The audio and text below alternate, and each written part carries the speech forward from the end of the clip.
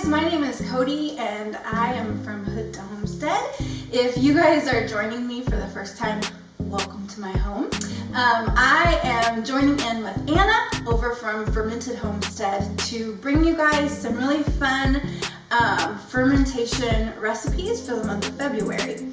If you haven't already checked out all of the other people's videos, please, when you get finished watching this one, go watch them. They have some amazing recipes, things that I am very excited to try, and I hope that you guys are too. And make sure that you leave a comment on this video and all of the other ones too, because every comment that you leave is another chance to win this amazing prize from Anna at the end of the month. So today I'm going to talk to you guys about how to make water kefir. If you don't know what water kefir is, it's just fermented water and some kind of fruit juice. So we almost always do grape juice, but don't be alarmed when you see the process of this. It's actually really simple, and it just takes a couple of minutes every day just to make something that is super yummy and pretty good for your family. So generally, if you're doing it right, you should probably only have to buy the kefir grains once, and ultimately you can kind of keep them going forever and ever. I like to mostly keep water kefir in our house in the spring and summer. It just feels like a spring and summer drink to us. I can't say enough great things about Cultures for Health. It's what I've always used, and it has worked great every time. The first time that you open the package, you're going to need to rehydrate your water kefir grains. So I just take a quart mason jar and I put about 1/4 cup of brown sugar in it. Now I have tried lots of different kinds of sugar, cane sugar, just granulated sugar from the store. What I have found works the best is just plain brown sugar. You can use organic if you want to. I just used what we had already, and it was just plain brown sugar, and it has worked every single time. You just start with a 1/4 cup of brown sugar in your jar, and then you're going to want to put about a cup of hot water in there just to dissolve that brown sugar. And then you're going to fill it the rest of the way up with cold or cool water. You just want it to be ultimately room temperature at the end. And then you're just going to put your water kefir grains in and stir it up. But once you've let that sit, you're going to let it sit for about 3 or 4 days.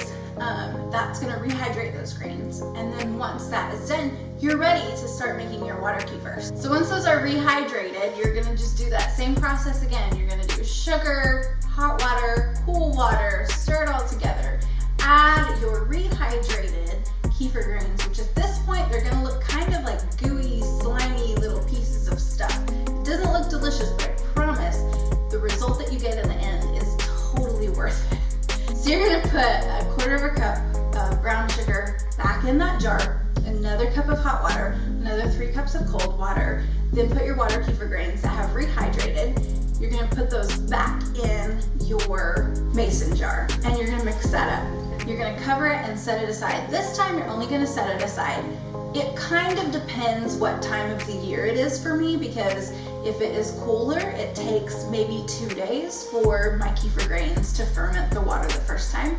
If it is warmer, sometimes it can only take up to 12 hours. So it really just kind of depends on how cold your room is.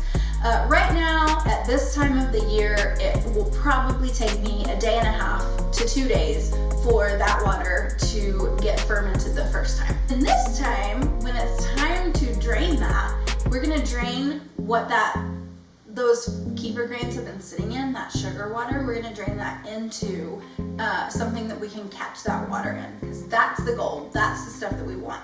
That's water that has been fermented.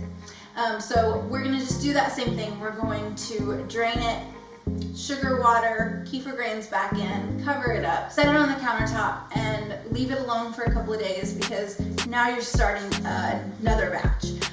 Once you have that water that you have collected, that fermented water, that first batch, you're going to pour that into bottles. Now the bottles are fairly important. I ordered mine from Amazon. They are just glass bottles, but you want something that is going to hold and clasp closed tightly. It's very important that it is something that is airtight, but that is something that isn't going to pop off, because when we put our sugar water and our fruit juice in, it's going to ferment a second time. And when you ferment under that pressure, it's going to make it fizzy like a soda. So you're just going to pour that liquid into, I can usually get 5 or 6 bottles of water kefir every time I do a new batch.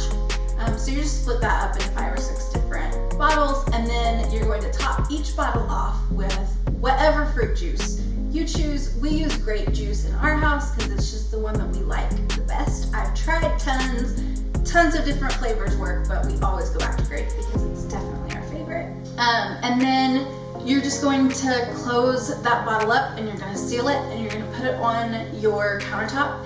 You're not going to think about it for another day or two. Again, in the summer, if it's really warm, sometimes I can do this in the morning, and by the evening it's ready to drink. Or definitely if I do it one day, the next day it's ready. This time of the year, it might take 2 days. It just kind of depends on the temperature in the room. And that fermented water is going to ferment that juice and mix together, and it's going to get fizzy and just wonderful. You do kind of want to be careful when you open it, especially if it's been sitting there for a little while, because it can explode. It is fizzy, just like a soda would be, but the beautiful thing about it is it is not full of the yucky things that you don't want. So that's it, guys. That's water kefir. It's a little bit of a process, but trust me when I say it is worth every second of it. It takes almost no hands-on time at all. It's mostly just hands-off, which is really nice, but it is definitely worth it in the end.